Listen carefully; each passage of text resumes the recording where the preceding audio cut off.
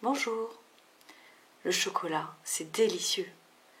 Les gâteaux au chocolat, c'est encore mieux. En voici un tout moelleux que l'on peut déguster sans trop se culpabiliser après. Il sent bon le chocolat et sa croûte légèrement craquelée ne demande qu'à être croquée. Le secret de cette recette, c'est qu'elle ne contient pas de beurre.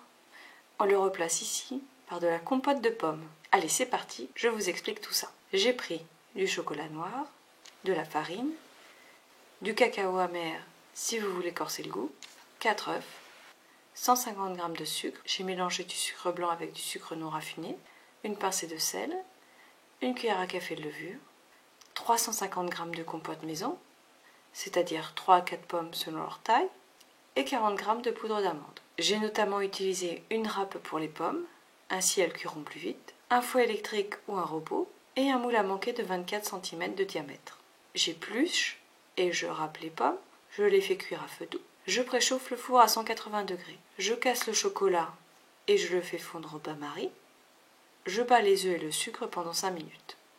Je mêle la farine, la levure, le cacao et le sel. Je trouve en effet que lorsque le cacao est mélangé à la farine, il est plus facile à intégrer à la pâte. J'ajoute au mélange œuf-sucre le mélange farine-cacao et la poudre d'amande, puis le chocolat fondu et enfin la compote. Je verse ce mélange dans le moule à manquer légèrement graissé et j'enfourne pour 30 minutes. À la sortie du four, encore un peu de patience. Votre gâteau a besoin de refroidir avant d'être mangé. Je vérifie la cuisson. Voilà, c'est bon, la pâte n'a pas collé au couteau.